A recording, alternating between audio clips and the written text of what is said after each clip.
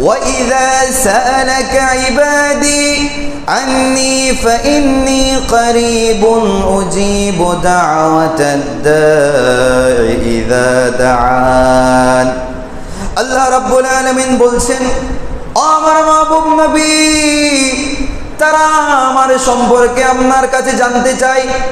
আমার বান্দারা আপনার কাছে আমি আল্লাহর সম্পর্কে জিজ্ঞেস করে, ও মাহবুব আপনি তাদেরকে বলে দেন, ফাইন্নী করিব, আমি আল্লাহ দূরে কোথাও নয়, আমি আল্লাহ তাদের কাছে আছি।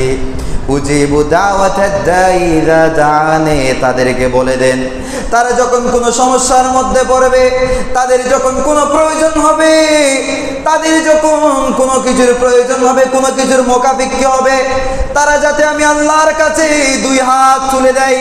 আমি আল্লাহ কথা দিচ্ছি, তারা যখন আমি আল্লাহর কাছে দুই হাত তুলে দিবে, আমি আল্লাহর কাছে যখন কোনো সমস্যার কথা বলবে, তাদের মনের কথা যখন আমার কাছে খুলে বলবে, আমি আল্লাহর সাথে সাথে তাদের ডাকে সাড়া দিয়ে দিব।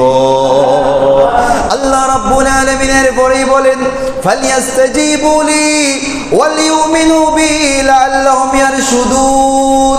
ইয়া রাসূলুল্লাহ, ইয়া হাবিবাল্লাহ, আমি তো বলে দিলাম, তারা যদি আমি আল্লাহকে ডাকে, আমি আল্লাহর সাথে সাথে তাদের ডাকে সাড়া দিয়ে দিই, আমি আল্লাহ বিন্দু মাত্র দেরি করি না। ও মাহবুব নবী, আপনি তাদেরকে বলে দেন, আমি আল্লাহ যেভাবে তাদের ডাকে সাড়া দিই, তারাও যাতে আমার ডাকে সাড়া দেয়, তারাও যাতে আমার উপর ঈমান আনে, আমার উপর বিশ্বাস স্থাপন করে, আমি আল্লাহর কথা মতো চলে, আমি আল্লাহ যেভাবে বলেছি তারা সেভাবে চলে। যদি তারা আমার কথা মতো চলতে পারে, আমার উপর বিশ্বাস স্থাপন করতে পারে, লাআল্লাহুম ইয়ারশুদুন, আমি আল্লাহ কথা দিচ্ছি তারা সৎ পথ পেয়ে যাবে। আল্লাহর কাছে সবচেয়ে প্রিয় একটা জিনিস হলো দোয়া। কারণ বান্দা আল্লাহর কাছে চাক, এটা আল্লাহ সবচেয়ে বেশি পছন্দ করে। আল্লাহ রাব্বুল আলামিন অন্যান্য নবীগণকে দোয়া করতে বলেছেন এবং তাদের দোয়া কবুল করার প্রতিশ্রুতিও দিয়েছেন, কিন্তু অন্যান্য নবীর উম্মতদের দোয়া কবুল করার প্রতিশ্রুতি আল্লাহ দেন নাই এবং তাদেরকে বিশেষভাবে দোয়াও করতে বলেন নাই। কিন্তু আমরা এমন এক নবীর উম্মত, যে নবীর সদকায় আল্লাহ আমাদেরকে বারবার বলেছেন, বান্দা আমার কাছে চাও, আমার কাছে চাও, আমার কাছে চাইলে আমার মাহবুবের উসিলায় তোমাদের দোয়াও আমি কবুল করে দিব। সুবহানাল্লাহ। সেজন্য আমরা দেখতে পাই অনেক ইবাদত আল্লাহ আমাদের উপর আবশ্যক করেছেন। আল্লাহ বলেছেন আকিমুস সালাহ, বান্দা নামাজ পড়ো। এটা বলে নাই বান্দা নামাজ পড়ো আমি আল্লাহ কবুল করে নিব, বলে নাই। আল্লাহ বলেছেন ওয়াতুজ যাকাত, বান্দা যাকাত দাও, কিন্তু এটা বলে নাই বান্দা যাকাত দাও আমি আল্লাহ কবুল করে নিব। আল্লাহ বলেছেন ওয়ালিল্লাহি আলান নাসি হিজ্জুল বাইতি মান ইসতাতা ইলাইহি সাবিলা, বান্দা সামর্থ্য থাকলে হজ করো, কিন্তু আল্লাহ এটা বলে নাই যে বান্দা তুমি হজ করলে আমি আল্লাহ কবুল করে নিব, এটা বলে নাই। আল্লাহ বলেছেন কুতিবা আলাইকুমুস সিয়াম, তোমাদের উপর রোজা ফরজ করা হয়েছে, ফরজ করা হয়েছে বলেছে, কিন্তু আল্লাহ এটা বলে নাই বান্দা রাখলে আমি আল্লাহ কবুল করে দিব, এটা বলে নাই। কারণ নামাজের মধ্যে, রোজার মধ্যে, হজের মধ্যে সবাই তো করবে, সবারগুলা যে কবুল হবে এমন না, কিন্তু এমন একটি ইবাদত আছে যে ইবাদতের ব্যাপারে আল্লাহ বলছেন, সূরা মুমিন 60 নম্বর আয়াত, আল্লাহ বলছেন ওয়াকালা রাব্বুকুম উদউনি আস্তাজিব লাকুম, যে তোমাদের রব বলছেন উদউনি, তোমরা আমাকে ডাকো, আমার কাছে প্রার্থনা করো, আমার কাছে চাও, আস্তাজিব লাকুম, আমি আল্লাহ তোমাদের প্রার্থনা কবুল করে দেব। সুবহানাল্লাহ বলেন। তাহলে দেখেন একটা ইবাদতের ব্যাপার আল্লাহ বলছেন যে বান্দা আমার কাছে চাও আমি কবুল করে দেব, কোনো শর্ত নাই। কারণ দোয়া এমন একটা জিনিস, আল্লাহ কারো দোয়া কখনো ফেরত দেয় না। হয়তো আপনি দুনিয়ার মধ্যে পাবেন, হয়তো আজ পাবেন, অথবা কাল পাবেন, অথবা কবরে গেলে পাবেন, অথবা হাসরের ময়দানে পাবেন, অথবা জান্নাতের মধ্যে নিয়ামতের মাধ্যমে পাবেন। এমনকি ইবলিস শয়তান যে আল্লাহ রাব্বুল আলামিনের সাথে তর্ক করেছিল, আমরা আল্লাহকে দেখি নাই, আমরা আল্লাহর আওয়াজ শুনি নাই, এমনা আল্লাহর অবাধ্য হচ্ছে ঠিক আছে, কিন্তু আল্লাহর আওয়াজ তো শুনি নাই। কিন্তু ইবলিস এত বড় খতরনাক ছিল, এত বড় বেয়াদব ছিল, সে সরাসরি আল্লাহর আওয়াজ শুনতে পেয়েছে, সে আল্লাহর সাথে তর্ক করেছে। এত বড় অবাধ্য, এত বড় পাপী হওয়ার পরও সে যখন বলেছে, আল্লাহ আমাকে যখন আপনি শয়তান বানাচ্ছেন, তো আমাকে আপনি আরেকটু সুযোগ দেন, যে আমাকে আপনি শক্তি দেন যাতে আমি মানুষের রোগে রোগে হাঁটতে পারি, আমাকে শক্তি দেন আমি যাতে কিয়ামত পর্যন্ত থাকতে পারি। আল্লাহ বলে, আমি তোমার দোয়াও কবুল করে দিলাম। সুবহানাল্লাহ বলেন। তাহলে দেখেন, দোয়া এমন একটা জিনিস, আল্লাহ ইবলিসের দোয়া পর্যন্ত ফেরত দেয় নাই। সেখানে আমরা তো আল্লাহর মাহবুব নবীর উম্মত। আল্লাহ বলছে, বান্দা তোমার যা কিছু প্রয়োজন হয় তুমি আমার কাছে চাও, কারো কাছে যাওয়ার প্রয়োজন নাই, আমার কাছে চাও, আমাকে খুলে বলো তোমার যত সমস্যা। যেমন সূরা বাকারা শরীফের মধ্যে 186 নম্বর আয়াত, আল্লাহ রাব্বুল আলামিন বলেন, وَإِذَا سَأَلَكَ عِبَادِي عَنِّي فَإِنِّي قَرِيبٌ أُجِيبُ دَعْوَةَ الدَّاعِ إِذَا دَعَانِ। আল্লাহ রাব্বুল আলামিন বলছেন, ও আমার মাহবুব নবী, তারা আমার সম্পর্কে আপনার কাছে জানতে চাই, আমার বান্দারা আপনার কাছে আমি আল্লাহর সম্পর্কে জিজ্ঞেস করে, ও মাহবুব আপনি তাদেরকে বলে দেন, ফাইন্নী করিব, আমি আল্লাহ দূরে কোথাও নয়, আমি আল্লাহ তাদের কাছে আছি। উজিবু দাওয়াতাদ দাঈ ইযা দাআনি, তাদেরকে বলে দেন তারা যখন কোনো সমস্যার মধ্যে পড়বে, তাদের যখন কোনো প্রয়োজন হবে, তাদের যখন কোনো কিছুর প্রয়োজন হবে, কোনো কিছুর মোকাবিকি হবে, তারা যাতে আমি আল্লাহর কাছে দুই হাত তুলে দেয়। আমি আল্লাহ কথা দিচ্ছি, তারা যখন আমি আল্লাহর কাছে দুই হাত তুলে দিবে, আমি আল্লাহর কাছে যখন কোনো সমস্যার কথা বলবে, তাদের মনের কথা যখন আমার কাছে খুলে বলবে, আমি আল্লাহ সাথে সাথে তাদের ডাকে সাড়া দিয়ে দিব। আল্লাহ রাব্বুল আলামিনের পরেই বলেন, ফালিয়াস্তাজিবু লি ওয়ালিউমিনু বি লাআল্লাহুম ইয়ারশুদুন। ইয়া রাসূলুল্লাহ, ইয়া হাবিবাল্লাহ, আমি তো বলে দিলাম, তারা যদি আমি আল্লাহকে ডাকে, আমি আল্লাহর সাথে সাথে তাদের ডাকে সাড়া দিয়ে দিই, আমি আল্লাহ বিন্দু মাত্র দেরি করি না।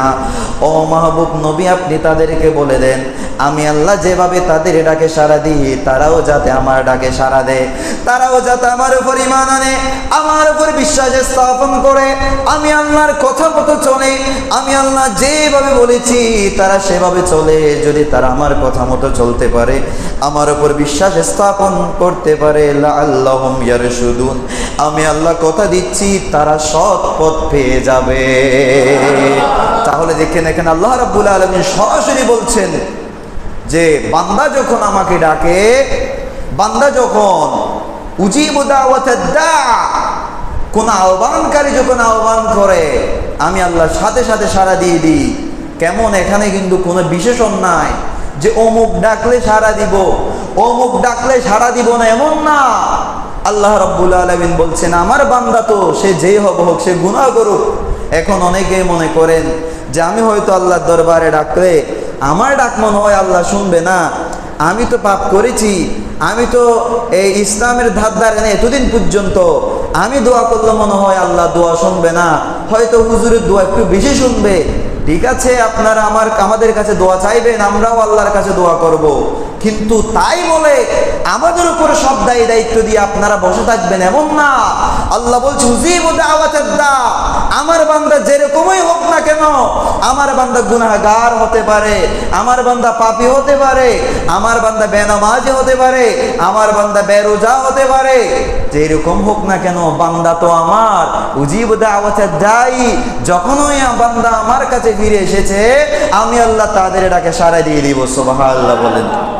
এরপরে দেখেন আল্লাহ রাব্বুল আলামিন সূরা আরাফের 56 নম্বর আয়াতের মধ্যে বলছেন, আল্লাহ বলেন, উদুহু খাওফান ওয়া তামাআন ইন্না রাহমাতাল্লাহি করিবুম মিনাল মুহসিনিন। আল্লাহ রাব্বুল আলামিন বলেন, আমার বান্দারা, তোমরা তোমাদের রবকে ডাকো অন্তরের মধ্যে ভয় নিয়ে, অন্তরের মধ্যে আশা নিয়ে তোমরা তোমাদের রবকে ডাকো। আল্লাহ রাব্বুল আলামিন দোয়া করার নিয়ম শিক্ষা দিচ্ছেন। আমরা যখন আল্লাহ রাব্বুল আলামিনের কাছে যখন দোয়া করব, আমাদের অন্তরের মধ্যে ভয় থাকতে হবে। কোন রবের দরবার আমরা দাঁড়িয়েছি, কোন রবের সামনে আমরা দাঁড়িয়েছি। একজন সামান্য প্রেসিডেন্টের সামনে দাঁড়ালে আমাদের অবস্থা খারাপ হয়ে যায়, আমরা থর করে আমরা কাঁপতে থাকি। একজন সামান্য মেয়রের সামনে আমরা দাঁড়াইতে পারি না, সেই রব্বুল আলামিনের সামনে আমরা দাঁড়িয়েছি, আমাদের অন্তরের মধ্যে ভয় থাকতে হবে। আল্লাহ রাব্বুল আলামিন বলছেন শুধু ভয় নয়, ও বান্দা তোমরা যখন আমার কাছে কিছু চাইবা, তোমরা অন্তরের মধ্যে আশাও রাখবা যে আমি আল্লাহর কাছে চাচ্ছি, এমন আল্লাহর কাছে চাচ্ছি যার কাছে তো কোনো অভাব নাই। আমরা যদি দুনিয়ার কারো কাছে কোনো কিছু চাই, তার কাছে অভাব থাকতে পারে, তার একটা সীমাবদ্ধতা থাকতে পারে, কিন্তু এমন এক রবের কাছে চাচ্ছি যে রবের কাছে কোনো অভাব নাই, যে রব কাউকে জবাবদিহি করতে হয় না, সেই রবের কাছে চাচ্ছি। এজন্য আল্লাহ রাব্বুল আলামিন বলেন তোমরা আমার কাছে এমন ভাবে চাইবা তোমাদের অন্তরের মধ্যে আশাও থাকবে, তোমাদের অন্তরের মধ্যে ভয়ও থাকবে। সুবহানাল্লাহ।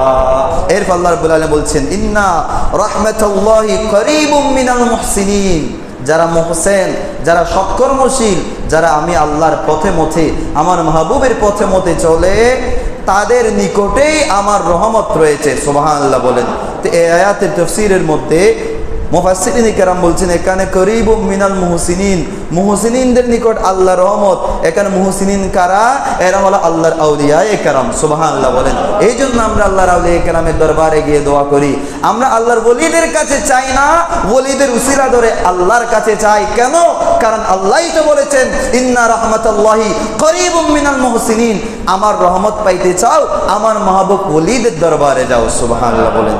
এরপর আল্লাহ রাব্বুল আলামিন বলছেন যে দোয়া কেমনে করবা তোমরা, উদউ রাব্বাকুম তাদাররুআ ওয়া খুফিয়া, যে তোমরা আল্লাহকে ডাকো, তোমাদের রবকে ডাকো, তোমরা অবনত হয়ে, বিনীতভাবে, একেবারে বিনতভাবে, একদম গুটিসুটি হয়ে এবং অন্তরের মধ্যে ভয় নিয়ে। আমরা যখন কোনো মন্ত্রী মিনিস্টারের সামনে যাই, আমরা এভাবে দাঁড়াইতে পারি না, আমরা এভাবে হাত বেঁধে দাঁড়াই, অথবা তাদের এখানে গেলে যেরকম নিয়ম ঠিক সেভাবে দাঁড়ায়। যেমন আগেকার যারা রাজা বাদশা ছিল, তাদের নিয়ম ছিল তাদের দরবারে ঢুকতে গেলে মাথা ঝুঁকে ঢুকতে হতো। আমরা যখন বড় কারো সামনে দাঁড়াই, আমরা বুক ফুলিয়ে দাঁড়াইতে পারি না। তো আল্লাহর সামনে যখন দাঁড়াবো, আল্লাহর কাছে যখন দোয়া করবো, আল্লাহ বলে উদউ রাব্বাকুম তাদাররুআ ওয়া খুফিয়া, একেবারে অবনত হয়ে যাও, হাত তুলবো, ভিক্ষুকের মতো আল্লাহর কাছে ভিক্ষা চাইবো যে আল্লাহ আমি ভিক্ষুক। হতে পারে আপনার কাছে ধন দৌলত আছে, কিন্তু আপনি তো আল্লাহর কাছে কিছুই না। আল্লাহর কাছে এমনভাবে চাইতে হবে আল্লাহ আমি হলাম সবচেয়ে বড় ভিক্ষুক, তবে মানুষের দরবারে না, আপনার দরবারের ভিক্ষুক আমি। মানুষের দরবারে গেলে, মানুষের কাছে গেলে একজন ফেরত দিলে আরেকজনের কাছে গেলে সে হয়তো দিতে পারে, কিন্তু মওলা আমরা এমন এক দরবারের ভিক্ষুক, আপনি যদি ফিরিয়ে দেন অন্য কারো দরবারে যাওয়ার তো সুযোগ নাই, কারণ আমরা ইলাহ মেনেছি একজন। এভাবে আমার আল্লাহর কাছে চাইতে হবে, আর এটা আমার আল্লাহ নিজেই শিক্ষা দিচ্ছেন। এইভাবে কেন চাইতে হবে? কারণ এই দোয়া করাটাও ইবাদত, শুধু ইবাদত নয়। নবীজি সাল্লাল্লাহু আলাইহি ওয়াসাল্লাম বলছেন আদ-দুআ মুখুল ইবাদা, দোয়া হলো ইবাদতের মগজ। সুবহানাল্লাহ বলেন। এখন অনেকে দোয়াকে অস্বীকার করে, আমরা তো নামাজ পড়লাম, জানাজা পড়লাম, আবার দোয়া করার কি প্রয়োজন? অথচ আমার নবীজি সাল্লাল্লাহু আলাইহি ওয়াসাল্লাম বলছেন আদ-দুআ মুখুল ইবাদা, মানুষের শরীরের মধ্যে মানুষের মেইন পয়েন্ট হলো মগজ। এই মগজের মধ্যে একটু যদি ত্রুটি হয়ে যায় মানুষ পাগল হয়ে যায়। এই মগজের মধ্যে হালকা আঘাত লাগলে মানুষ পাগল হয়ে যায়, বেশি জোরে আঘাত লাগলে মানুষ মারা যায়। মেইন পয়েন্ট হলো মগজ। নবীজি আমার বলছেন আর দোয়া মুখুল ইবাদা, আর দোয়াটা হলো ইবাদতের মগজ। সুবহানাল্লাহ বলেন। এই জন্য আল্লাহ রাব্বুল আলামিন, এটা হাদিসে কুদসিতে সহিহ বুখারী শরীফের মধ্যে আসছে যে দোয়া প্রত্যেক শেষ রাত যখন আমরা ঘুমাই যাই, আমরা যখন ঘুমের মধ্যে বিভোর থাকি, তখন আমার আল্লাহ রাব্বুল আলামিন দুনিয়ার যে আসমান, এই আসমানের মধ্যে চলে আসেন। সুবহানাল্লাহ বলেন। তো আমার আল্লাহ তো আকার আকৃতি নাই, আমার আল্লাহ চলে আসেন মানে এখানে আমার আল্লাহ দুনিয়ার আসমানে চলে আসেন মানে দুনিয়ার আসমানে বিশেষভাবে নজর দেন। আল্লাহ রাব্বুল আলামিন বলেন, মাইয়াদউনি ফাস্তাজিব লা। আমার বান্দা, তোমরা তো সবাই ঘুমাচ্ছ, আচ্ছা তোমাদের মধ্যে কেউ জাগ্রত আছো নাকি? আমি তো চলে আসলাম তোমাদের কাছে। মাইয়াদউনি, তোমাদের কাছে কেউ কি আছো যে আমার কাছে দুইটা হাত তুলে দিবা, চোখের পানি ছেড়ে আমার কাছে একটু চাও না? আমি আল্লাহ তো তোমাদের কাছে চলে আসলাম। ফাস্তাজিব লা, আমি আল্লাহ বলছি, আমি আল্লাহ তুমি আমার কাছে যা চাইবা আমি সব কবুল করে দেব। সুবহানাল্লাহ বলেন। এরপর আল্লাহ বলেন, মাইয়াসআলুনি ফাউতিয়া। বান্দা, তোমার কিসের অভাব রয়েছে? টাকার অভাব, সম্পদের অভাব? তোমার কাছে কিসের অভাব? সন্তানের অভাব? সন্তান নাই, টাকা নাই, পয়সা নাই, তোমার পড়ালেখা হচ্ছে না, তোমার চাকরি হচ্ছে না, কি প্রয়োজন হয়েছে তোমার? সব কিছু আমি আল্লাহর কাছে চাও। মাইয়াসআলুনি, এমন কে আছো যে আমার কাছে চাইবা? ফাউতিয়াহু, আমি আল্লাহ তো দিয়ে দিব। সুবহানাল্লাহ বলেন। এরপর আল্লাহ বলছেন, মাইয়াস্তাগফিরুনি ফাগফির লাহ। বান্দা, গুনাহ করতে করতে তোমার গুনাহের পরিমাণ তো তোমার মাথা পর্যন্ত হয়েছে, সাগর পরিমাণ হয়েছে। তুমি ভয় পাচ্ছ যে আল্লাহ হয়তো আমাকে ক্ষমা করবে না, আমার গুনাহ অনেক হয়ে গেছে, আল্লাহ হয়তো আমাকে মাফ করবে না। তুমি কি এরকম মনে করছো? না বান্দা, মাইয়াস্তাগফিরুনি, এমন কি কেউ আছো কি আমি আল্লাহর কাছে গুনাহ মাফ চাইবা? ফাগফির লাহ, তোমার গুনাহ যত বেশি হোক না কেন, আমি আল্লাহ কথা দিচ্ছি, আমি আল্লাহ তোমার জীবনের সমস্ত গুনাহ মাফ করে দেব। সুবহানাল্লাহ বলেন। তাহলে দেখেন, এই ওয়াদাগুলো দিচ্ছেন আমার আল্লাহ রাব্বুল আলামিন। এটা দুনিয়ার কোন নেতা দিচ্ছে না। দুনিয়ার নেতা নেত্রীর কথা হলো, তারা বলে আমরা এটা করে দিব, ওটা করব, এটা করব, এখানে ব্রিজ করে দিব, এখানে রাস্তা করে দিব। সরকারের পরে সরকার যায়, নেতার পরে নেতা আসে, কিন্তু কোনো পরিবর্তন হয় না। নেতার কথার মধ্যে মিথ্যার আশঙ্কা আছে, তারা মিথ্যা কথা বলে। কিন্তু এমন রব্বুল আলামিনের কথা এখন আমি আপনাদের সম্মুখে বলছি যে রব্বুল আলামিন জীবনে কোনোদিন মিথ্যা কথা বলেন না। সুবহানাল্লাহ বলেন। এমন রব্বুল আলামিনের কথা বলছি যার জন্য মিথ্যা কথা অসম্ভব, যিনি এই মিথ্যা থেকে পবিত্র। সমস্ত যত ধরনের অপবিত্র গুণাবলী আছে, সমস্ত অপবিত্র গুণাবলী থেকে আমার আল্লাহ পবিত্র।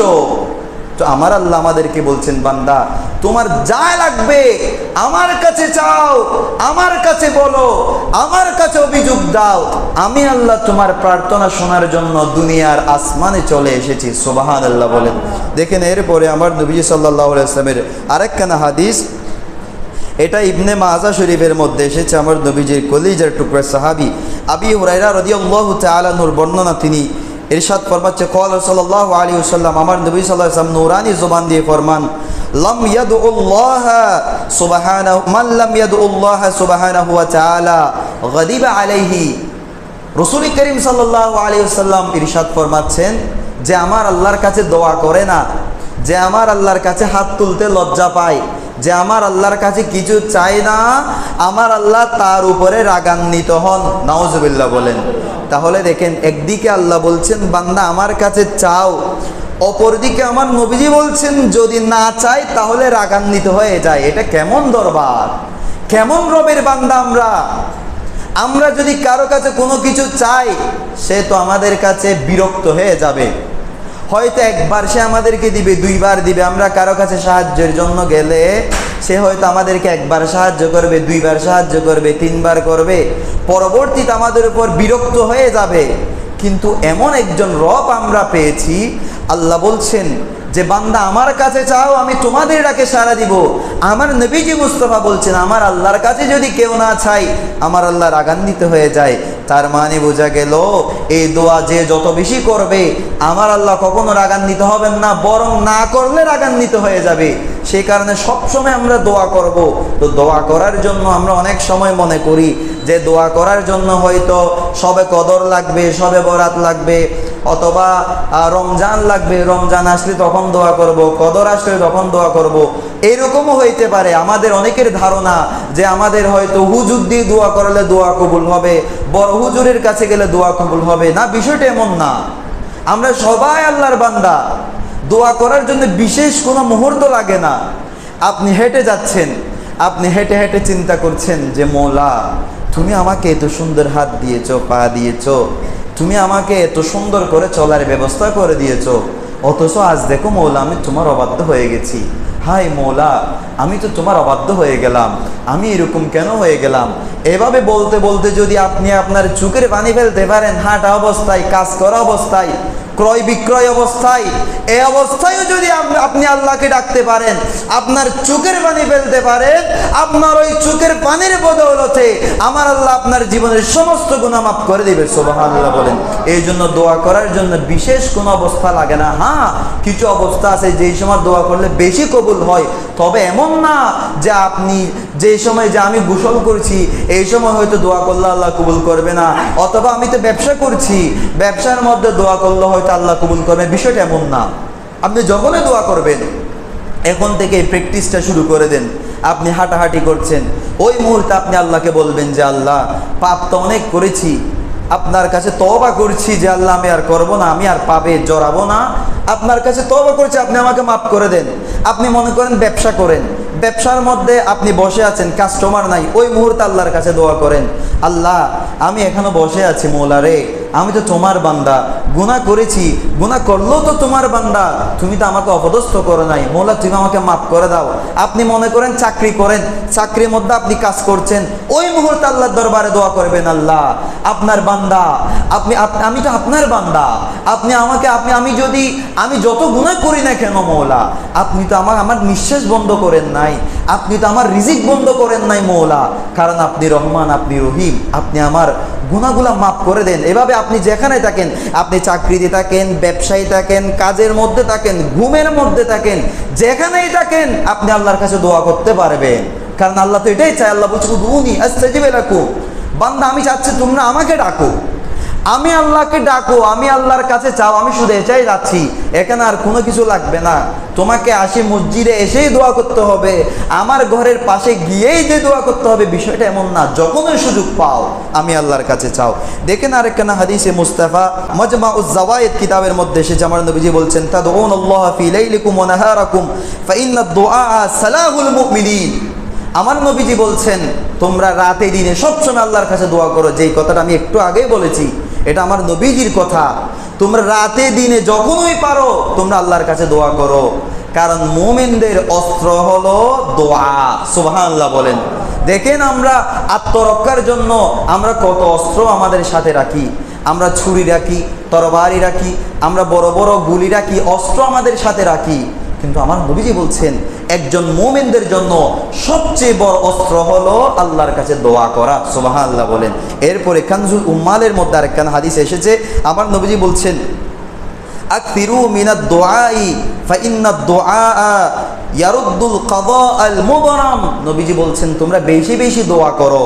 কেন জানো? কারণ এই দোয়ার মাধ্যমে তকদির বলা হয়। আমরা দুনিয়ার মধ্যে আসার আগে আমাদের তকদির লিপিবদ্ধ হয়ে গেছে। আমরা কখন দুনিয়ার মধ্যে আসব, আমরা কখন কোথায় যাব, কার সাথে বিয়ে হবে, বাচ্চা কয়টা হবে, আমার বাচ্চা কি করবে, আমি কখন মারা যাব, আমি কখন সুখে থাকবো, কখন দুঃখে থাকবো, আমি কখন চাকরি হারাবো, কখন চাকরিতে জয়েন করব, আমি কি ব্যবসায়ী হব, নাকি আমি ডাক্তার হব, নাকি সবগুলো আল্লাহ আগে লিপিবদ্ধ করে রেখেছেন। এটাকে বলা হয় তকদির। তকদির দুই ধরনের আছে, একটা হলো তকদিরে মুআল্লাক আর একটা হলো তকদিরে মুবরাম। তকদিরে মুআল্লাক বলা হয় যেটা ঝুলন্ত তকদির, যেটা এমনি অনেক সময় দেখা যায় বিভিন্ন কারণে এটা চেঞ্জ হয়ে যায়। তকদিরে মুবরাম বলা হয় যেটা কখনো চেঞ্জ হয় না, কিন্তু আমার নবীজি বলছেন দোয়া এমন একটা জিনিস, তুমি যদি দোয়ার মতো দোয়া করতে পারো, আল্লাহকে ডাকার মতো যদি ডাকতে পারো, ওই তকদিরে মুবরামও আমার আল্লাহ চেঞ্জ করে দিবেন। সুবহানাল্লাহ বলেন। যেমন আল্লাহ আপনার মৃত্যু লিখে রেখেছেন, অ্যাক্সিডেন্ট যে লিখে রেখেছেন অমুক ব্যক্তি অ্যাক্সিডেন্টে মারা যাবে, কিন্তু আপনার মা সব সময় দোয়া করে মওলা রে আমার একটা মাত্র ছেলে, আমার ছেলেকে অ্যাক্সিডেন্ট থেকে হেফাজত করো, আমার ছেলেকে মৃত্যু দিলে তুমি মসজিদে নামাজ অবস্থায় দিও। ওই মায়ের দোয়ার মাধ্যমে আল্লাহ আপনার তকদিরকেও পরিবর্তন করে দিবে। সুবহানাল্লাহ। সেই জন্য আমাদেরকে বেশি বেশি দোয়া করতে হবে। তো আমি তো একটু আগেও বলেছি যে দোয়া করার জন্য এটা দেখতে হবে না যে আমি তো অনেক বেশি পাপ করে ফেলেছি মনে হয়, আমি তো নামাজ দোয়া কিছু করি না, ইসলামের দাঁড়ি না, আমি দোয়া করলে আল্লাহ কবুল করবে নাকি, এটা যাতে আপনাদের মনের মধ্যে না আসে সেই জন্য আপনাদেরকে একটা ঘটনা শোনাচ্ছি। এটা হচ্ছে নুজহাতুল মাজালিসের মধ্যে এসেছে। হযরতে মূসা আলাইহিস সালাম একদিন আল্লাহ তাআলার দরবার আরজ করলেন, যাই রব্বুল আলামিন, একজন নামাজি যখন নামাজ পড়ে আপনার দরবারে দোয়া করে দুই হাত তুলে, তখন আপনি তার ডাকে কিভাবে সাড়া দেন? তো তখন আল্লাহ বলে, আমার বান্দা যখন নামাজ পড়ে আমার দরবারে দুই হাত তুলে আমার কাছে যখন চাই, তখন আমি আল্লাহ বলি লাব্বাইক, ও বান্দা তোমার ফরিয়াদ কবুল করার জন্য আমি আল্লাহ হাজির হয়ে গেছি। সুবহানাল্লাহ বলেন। মুসা আলাইহিস সালাম বলে, আল্লাহ কোন রোজাদার যখন রোজা রেখে সারাদিন উপোস থেকে যখন আপনার দরবারে হাত তুলে দেয়, তখন আপনি কিভাবে তার ডাকে সাড়া দেন? তখন আল্লাহ বলে, আমি বলি লাব্বাইক, ও বান্দা আমি তোমার ফরিয়াদ কবুল করার জন্য হাজির হয়ে গেছি। মুসা আলাইহিস সালাম আবার প্রশ্ন করে, আল্লাহ কোন মুজাহিদ যখন জিহাদ করা অবস্থায় আপনার দরবারের মধ্যে দুই হাত তুলে দেয়, তখন আপনি কিভাবে তার ডাকে সাড়া দেন? আল্লাহ বলে, আমি তখন বলে লাব্বাইক, ও বান্দা তোমার ফরিয়াদ শোনার জন্য আমি আল্লাহ তো হাজির আছি। এখন মুসা আলাইহিস সালাম জিজ্ঞেস করে, ও আল্লাহ আপনার কোন পাপী বান্দা যে গুনাহ করতে করতে নিজেকে বিভীষিকাময় করে ফেলেছে, গুনাহ করতে করতে গুনার সাগরের মধ্যে ডুবে আছে, আপনার ওই বান্দা যখন আপনার দরবারে দুই হাত তুলে আপনি কিভাবে তখন সাড়া দেন? তখন আল্লাহ বলে, আমার কোন গুনাহগার বান্দা যখন আমার দরবারে দুই হাত তুলে দেয়, আমার নামাজি বান্দা যখন দোয়া করেছে আমি একবার লাব্বাইক বলেছি, আমার রোজাদার যখন আমার দরবারে দুই হাত তুলেছে আমি একবার বলেছি লাব্বাইক, কোন মুজাহিদ যখন আমার দরবারে দুই হাত তুলেছে আমি একবার বলেছি লাব্বাইক, কিন্তু আমার কোন গুনাহগার বান্দা যখন আমার দরবারে দুই হাত তুলে দেয় আমি আল্লাহর সাথে সাথে বলি লাব্বাইক লাব্বাইক লাব্বাইক, ও বান্দা আমি তো হাজির, ও বান্দা আমি তো হাজির, ও বান্দা আমি তো হাজির, আমার কাছে ফিরে এসেছো তাই না? তোমার যত গুনাহ হতে পারে তোমার সমস্ত গুনাহ আমি আল্লাহ মাফ করে দিব। সুবহানাল্লাহ। সেই জন্য এটা মনে করবেন না যে আমার তো অনেক বেশি গুনাহ, আমি তো অনেক বেশি পাপী, আমি তো অনেক বেশি গুনাহ করে ফেলেছি, আমার আল্লাহ কি আমার ডাক শুনবে নাকি? আল্লাহ বলছে, না না না না, আমার নামাজি বান্দা আমাকে ডাকলে আমি একবার সাড়া দিব, আমার গুনাহগার বান্দা যদি আমাকে ডাক দেয় আমি তিনবার সাড়া দিব। সুবহানাল্লাহ বলেন। মুসা আলাইহিস সালাম বলে, আল্লাহ এত বড় বৈষম্য কেন? উনি তো নামাজ পড়ে আপনাকে ডেকেছে, রোজা রেখে আপনাকে ডেকেছে, আর উনি গুনাহ করে আপনাকে ডেকেছে। যে নামাজ পড়ে ডাকলো তার ডাকে সাড়া দিলেন মাত্র একবার, আর যে গুনাহ করে আপনাকে ডাকলো তার ডাকে সাড়া দিলেন তিনবার। এত বড় বৈষম্য কেন করলেন? আল্লাহ বলে, ও মুসা আমার বন্ধু, যে নামাজ পড়ে আমার কাছে দোয়া করেছে সে তো নামাজের উপর ভরসা করেছে, যে রোজা রেখে আমার কাছে দোয়া করেছে সে তো রোজার উপর নির্ভর করেছে, কিন্তু আমার গুনাহগার বান্দা আমি আল্লাহর কাছে যখন দোয়া করেছে তার কাছে তো কোনো আমল নাই, সে শুধু আমার রহমতের উপর ভরসা করেছে। সুবহানাল্লাহ। সে জানে আমি গুনাহগার হতে পারি, আমার অনেক বেশি গুনাহ হতে পারে, কিন্তু আমার আল্লাহ তো রহমান, আমি আল্লাহর রহমান নামের উসিলায় যখন সে দোয়া করেছে এই জন্য আমি তার ডাকে তিনবার সাড়া দিয়েছি। সুবহানাল্লাহ। দেখেন তাহলে এভাবে আমার আল্লাহ রাব্বুল আলামিন শুধু চান যে বান্দা তার জন্য দোয়া করুক। এখন আমরা জানবো কিছু মানুষ আছে সবার দোয়া আল্লাহ কবুল করে, তবে কিছু মানুষ আছে যাদের দোয়া আল্লাহ বেশি কবুল করে, অত্যধিক কবুল করে। তন্মধ্যে এক নম্বর হলো যারা হালাল খায়, যাদের পেটের মধ্যে হারাম নাই, যারা হালাল রিজিক অন্বেষণ করে, তারা দোয়া করতে দেরি কিন্তু আমার আল্লাহ কবুল করতে দেরি করে না। সুবহানাল্লাহ বলেন। তানবীহুল গাফিলিনের মধ্যে এসেছে ফকি আবুল্লাহ সমরকান্দি রাহমাতুল্লাহ আলাইহি এই হাদিস কানা নোট করেছেন। আল্লাহর নবীর সাহাবী সাদ ইবনে আবি ওয়াক্কাস রাদিয়াল্লাহু তাআলা বর্ণনা করেছেন, উনি আমার নবীজিকে বলে, ইয়া রাসূলুল্লাহ, ইয়া হাবিবাল্লাহ, গো মাহবুব নবী, আমি আল্লাহর কাছে দোয়া করি, আমি আল্লাহর কাছে এত কিছু প্রার্থনা করি, কিন্তু আমার আল্লাহ তো আমার দোয়া কবুল করে না। এর কারণ কি? এর হিকমত কি? আমার আল্লাহ আমার দোয়া কেন কবুল করে না? আমার নবীজি তখন বলে, ইয়া সাদু ইজতানিবিল হারামা ফাইন্না কুল্লা বাতানিন দাখালা ফিহি লুকমাতাম মিনাল হারামি লা ইউস্তাজাবু দুআহু 40 ইয়াওমা।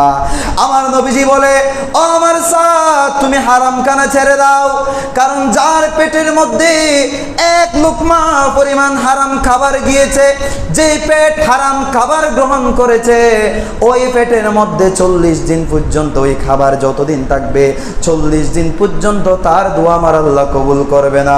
উচ্চ আওয়াজে বলেন নাউজুবিল্লাহ।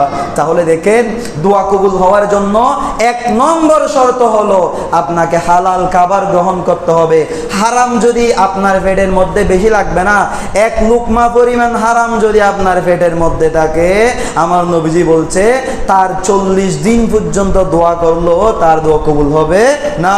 এই জন্য আল্লাহ আমাদেরকে হালাল রুজি ইনকাম করার, হালাল রুজি অন্বেষণ করার, হারাম থেকে বেঁচে থাকার তৌফিক দান করুন, আমিন।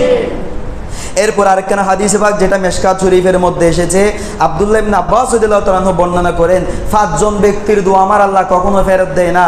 1 নম্বর হলো মজলুমের দোয়া, যার উপর জুলুম করা হয়। তো মজলুমকে মনে করেন এখানে একটা আপনার জায়গা আছে, পাশে আরেকজনের জায়গা, ওই ব্যক্তি কি করলো, সব সময় আপনার উপর জুলুম করে, আপনাকে বিভিন্নভাবে সে হেনস্থা করার চেষ্টা করে, আপনার জায়গা খেয়ে ফেলছে, অথবা আপনার সাথে বিভিন্নভাবে দুশমনি করার চেষ্টা করছে, সে হলো জালেম, আপনি হলেন মজলুম। নবীজি বলছেন আপনি দোয়া করতে দেরি, কিন্তু আপনার দোয়া কবুল হতে দেরি হবে না, সুবহানাল্লাহ বলেন। এই জন্য হ্যাঁ, এটা কতক্ষণ, যতক্ষণ না মজলুম তার থেকে প্রতিশোধ না নেই, যে সে যখন আপনাকে একটা ঘুষা দিয়ে দিল, আপনি যখন মেরে দিলেন, তাহলে এটা তো সমান সমান হয়ে গেল। সে যখন মারলো, এখন আপনি মজলুম, সে জালেম, আপনি দোয়া করলে দোয়া কবুল হবে কতক্ষণ, যতক্ষণ না আপনি তার থেকে প্রতিশোধ না নেবেন।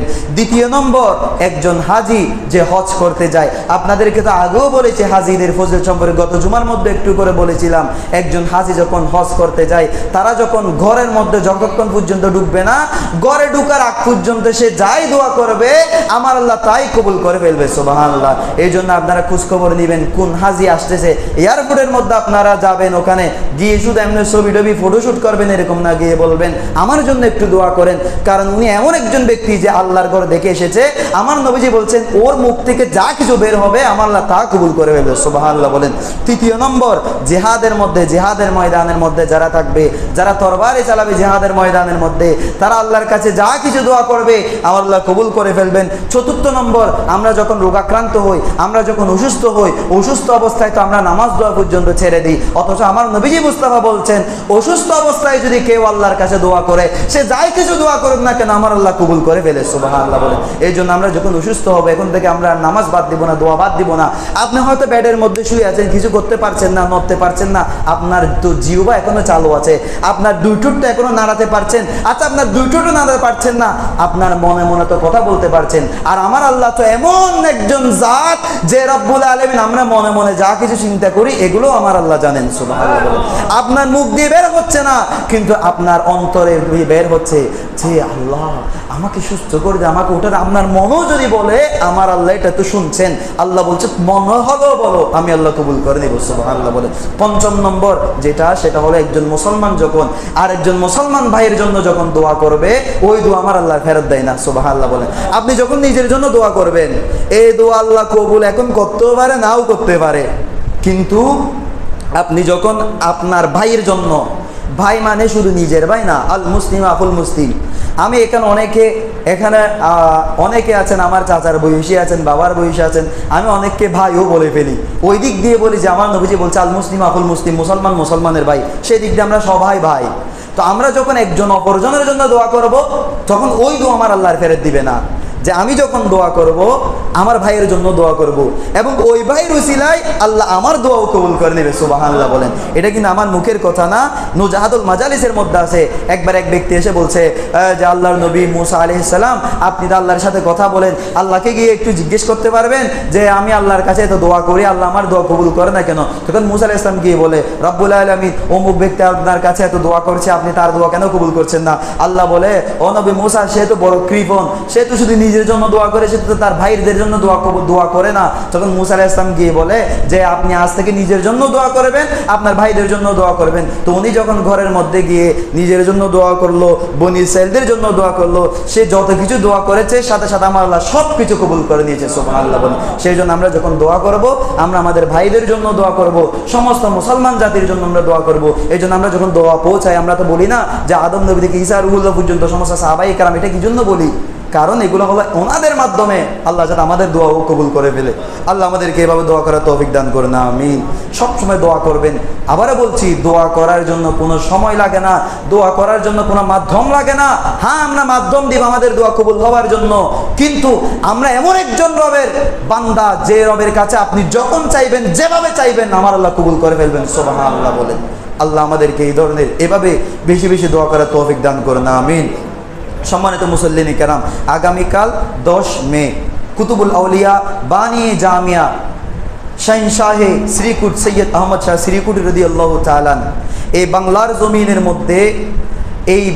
জমিনের মধ্যে ইসলাম প্রচারে, সুন্নিয়তের প্রচারে যাদের নাম স্বর্ণাক্ষরে লেখা থাকবে, যাদের নাম যদি আপনি বাদ দেন, যেখানে সুন্নিয়তের ইতিহাস খোঁজাটা দুষ্কর হয়ে যাবে, এই ধরনের ব্যক্তিত্বদের মধ্যে অন্যতম হচ্ছেন কুতুবুল আউলিয়া বানিয়ে জামিয়া সৈয়দ আহমদ শাহ শ্রীকুটি রাদিয়াল্লাহু তাআলা আওলাদে রসুল।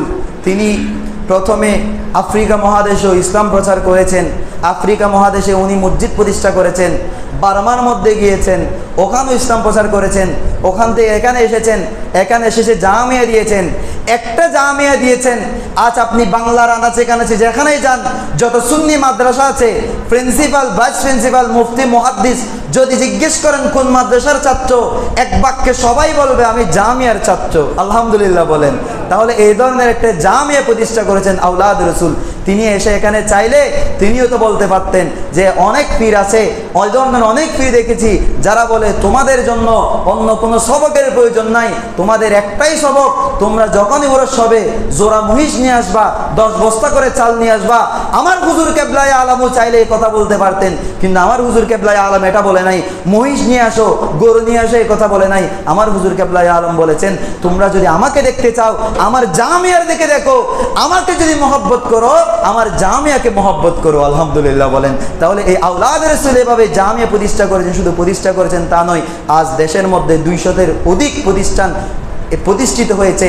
সারা বাংলাদেশের মধ্যে সুন্নিয়তের ইসলামের খেদমত আঞ্জাম দিচ্ছে। তো যার মাধ্যমে এই খেদমতের সূচনা হয়েছেন তিনি হলেন আওলাদ রাসূল শাহিনশাহ শ্রীকুট রাদিয়াল্লাহু তাআলা। আগামীকাল ওনার উরসে পাক জামিয়ার ময়দানের মধ্যে আজিমুশানভাবে অনুষ্ঠিত হবে। আপনারা সবাই যাওয়ার, যাদের সুযোগ রয়েছে আপনারা যাওয়ার চেষ্টা করবেন। আল্লাহর আউলিয়া কেরামের উরুসের মধ্যে, যে এর আগে বলেছি, ইন্না রাহমাতুল্লাহি করিবুম মিনাল মুহসিনিন, মুহসিন বান্দা যারা আছে তাদের কাছে আল্লাহর রহমত পাওয়া যায়। আপনারা যাবেন, গিয়ে দোয়া করবেন। এবং বাংলাদেশের মধ্যে যদি বলেন শরীয়ত সম্মত উরুসের মডেল দেখাও, তাহলে এক বাক্যে বলবো আমাদের জামিয়ার মধ্যে যাও। কারণ এমন একটা দরবার আমাদের জামিয়া, এখানে উরুসের মধ্যে কোনো বাতিল পর্যন্ত এখনো বলতে পারে না এই জামিয়ার মধ্যে বন্ডামি আছে। আলহামদুলিল্লাহ বলতে পারে নাই। যদিও বা গত সপ্তাহের মধ্যে আমরা দেখেছি একজন দেখছি টেস্টা নিয়ে মানুষ এসে বলছে জামিয়ার মধ্যে থেকে অস্ত্র পাওয়া গিয়েছে, কিন্তু ঠিক দেখা গেল 2 দিন পরে একটা জাতীয় নিউজ হয়ে গেল, একটা নিউজ পোর্টালের মধ্যে নিউজ চলে আসলো তাদের আস্তানা থেকে অবৈধ অস্ত্র পাওয়া গিয়েছে। তারা বলেছে জামিয়া থেকে নাকি পাওয়া গিয়েছে, অথচ জামিয়ার মধ্যে কোনো অস্ত্র পাওয়া যায় না, উল্টা পাওয়া গিয়েছে তাদেরকে। হ্যাঁ, জামিয়ার মধ্যে অস্ত্র আছে। কোন অস্ত্র? যে অস্ত্রের কথা আমরা কিছুক্ষণ আগে পড়েছি, আর দোয়াউ সালামুল মুমিনিন, দোয়াই হলো মুমিনদের অস্ত্র। সুবহানাল্লাহ বলেন। এই অস্ত্র আমাদের জামিয়ার মধ্যে আছে। এলমের অস্ত্র আমাদের জামিয়ার মধ্যে আছে। বেলায়েতের অস্ত্র আমাদের জামিয়ার মধ্যে আছে। যে অস্ত্র নিয়ে যুদ্ধ করেছেন খাজা গরিবে নওয়াজ, ওনাদের কাছে এরকম তরবারি ছিল না, ওনাদের কাছে অস্ত্র ছিল না, ওনাদের কাছে বেলায়েতের অস্ত্র ছিল, রুহানি অস্ত্র ছিল, যে রুহানি অস্ত্রের মাধ্যমে লক্ষ লক্ষ কাফেরকে মুসলমান বানিয়েছেন। সুবহানাল্লাহ বলেন না। যে অস্ত্র নিয়ে যুদ্ধ করেছেন শাহজালাল, শাহফরান, ওনারা সরাসরি ওনাদের তরবারি দত্ত হয় নাই, ওনাদের বেলায়েতের অস্ত্রের কাছে তরবারি মাথা নত করেছে। সুবহানাল্লাহ বলেন। সেই অস্ত্র জামিয়ার মধ্যে আছে। জামিয়ার মধ্যে থেকে যে অস্ত্রগুলা বের হয়, এগুলো এমনি সাধারণ অস্ত্র নাই, এগুলো এক একটা অ্যাটম বোম হয়ে বের হয় বাতিলদের জন্য। কারণ আপনি যেখানেই যাবেন, একটু আগেই তো বলেছি, যেখানেই যাবেন, যেখানেই সুন্নিয়তের খেদমত হচ্ছে, যেখানেই আযানের আগে সালাতু সালাম হয়, সেখানে গিয়ে জিজ্ঞেস করবেন এগুলো এখানে কে চালু করেছে, এখানে কিভাবে এসেছে। এক বাক্যে সবাই বলবে এখানে একজন জামিয়া রেস্টুরেন্ট এসেছিল, তারাই এখানে এটা চালু করে দিয়েছে। সুবহানাল্লাহ বলেন। তাহলে এটাই হচ্ছে জামিয়ার অস্ত্র হচ্ছে এগুলা। আমাদের কাছে এই ধরনের বোমডম এগুলো লাগে না, আমাদের এলমের মাধ্যমে সবাই পরাজিত হয়ে যায়। যেমন এভাবে শের বাংলা রহমতুল্লাহ আলাই নিজের এলমের অস্ত্রের মাধ্যমে এই সময়ের যত বাতিল ছিল সমস্ত বাতিলকে পরাজিত করেছিল, তেমনি ভাবে বর্তমানে এই জামিয়াও সমস্ত বাতিলদের জন্য অস্ত্র হিসেবে কাজ করছে। কোন বাতিল জামিয়ার সাথে এখন আলহামদুলিল্লাহ কোনোদিন পেরে উঠে নেই, পেরে উঠবো না। কারণ এই জামিয়া কোনো দুনিয়ার স্বার্থের জন্য প্রতিষ্ঠা হয় নাই, এটা তো মদিনাওয়ালার আদেশে প্রতিষ্ঠিত হয়েছে। সুবহানাল্লাহ বলেন। এই জন্য আমার শেরে বাংলা আল কাদির রহমতুল্লাহ আলাই দোয়া করে গিয়েছেন, জামিয়া আহমদিয়া সুন্নিয়া না মুজবেদা ইয়া ইলাহি জিন্দাদার আস্তাবাকাই আসমা। আল্লাহ যতদিন পর্যন্ত আসমান থাকবে, ততদিন পর্যন্ত আল্লাহ তুমি জামিয়াকে জিন্দা রাখো। আল্লাহ আমাদেরকে জামিয়ার মহব্বত, আওলাদের রাসূলের মহব্বত অন্তরের মধ্যে ধারণ করার তৌফিক দান করুন, আমিন। এবং আপনাদের